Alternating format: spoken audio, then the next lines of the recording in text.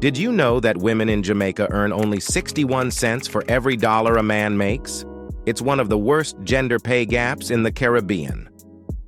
This video is based on an article titled, "How to Close the Gender Wage Gap" by Lilja Dögg Alfresdóttir, the Minister of Culture and Business Affairs of Iceland. Project Syndicate, an international media organization, permitted the use of the content. Let's delve into the Jamaican context. According to the Caribbean Policy Research Institute, women in Jamaica earn just 61 cents for every dollar earned by men. This disparity is even more pronounced in the agricultural sector, where women earn a staggering 61% less than men.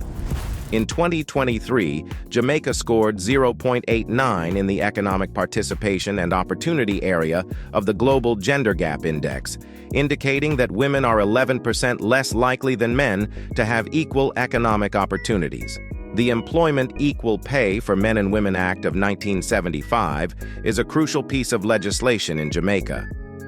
It prohibits employers from discriminating between male and female employees by failing to provide equal pay for equal work done in the same establishment. The punishment for breaching this law is a fine of 200 Jamaican dollars or a jail term of up to a year. The court may order that the victimized employee be reimbursed for the foregone pay. It's crucial to note that the penalties for breaching the Employment Equal Pay for Men and Women Act of 1975 haven't been updated nearly half a century since the law was passed. However, this isn't the sole reason for the lack of progress in achieving gender pay equity. The main issue is a lack of enforcement, a problem that can be addressed through collective advocacy and action. Over in Iceland last year, thousands of women rallied in the capital, Reykjavik, to protest the country's gender pay gap and gender-based violence through a 24-hour strike. While Iceland tops global rankings for gender equality, any wage gap is still unacceptable to Icelanders.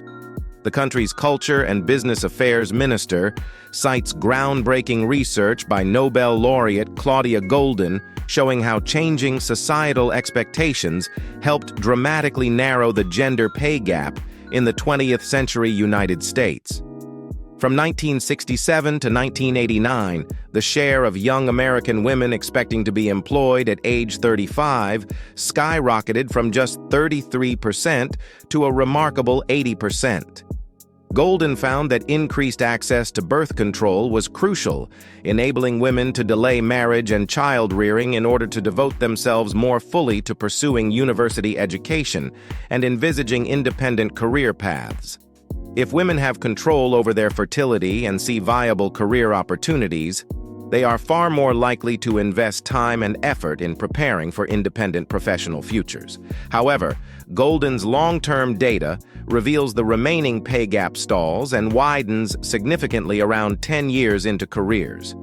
This is when women, especially those with multiple children, struggle to take on higher-paying roles requiring substantial overtime hours and unpredictable schedules. In 2022, women in the United States overall were earning an average of just 82 cents for each dollar earned by men. So how did the pioneering Nordic nation of Iceland make more progress in closing its gender pay divide?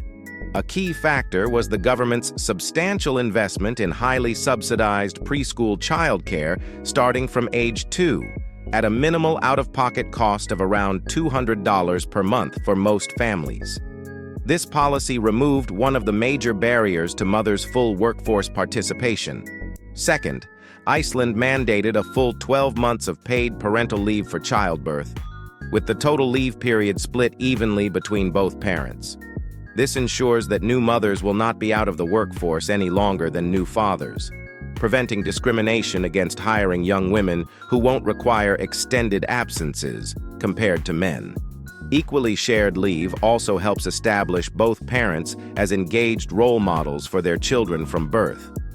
The third major factor was legislation adopted in 2010 requiring all companies listed on the Icelandic Stock Exchange with 50 or more employees to maintain boards of directors with at least 40% representation by women.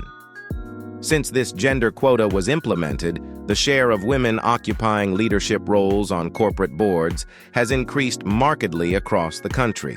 Despite this trailblazing policy progress, Iceland still has not fully eliminated the gender pay gap.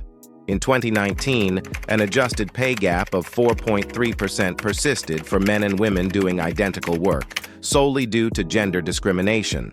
Additionally, while being married or having a partner boosted men's pay in Iceland, it did not positively impact women's pay.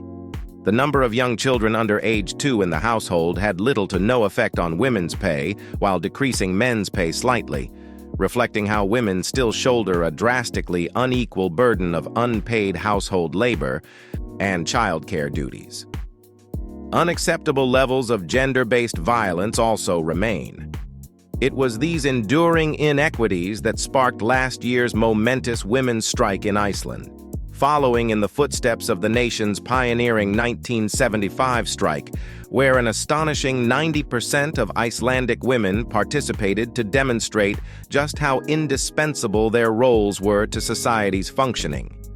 That legacy of bold activism over decades is what pressured the government to finally adopt policies supporting working mothers and gender equality in leadership. The influential 19th-century philosopher John Stuart Mill drove home why this mission matters so profoundly, arguing that the subordination of women is not only wrong in itself, but also one of the chief hindrances to human improvement. By denying women the same rights and opportunities as men, societies deprive themselves of the full benefit of half the population's talents. Until true gender parity is achieved and maintained, all of humanity suffers. That's why we must keep pushing relentlessly for affordable childcare, equal parental leave, representation in positions of power, and more, following the inspiring example set by nations like Iceland. The path to economic equity requires committed citizens demanding change through activism. So, let's get to work closing the gender pay gap in Jamaica and everywhere. Our future depends on it.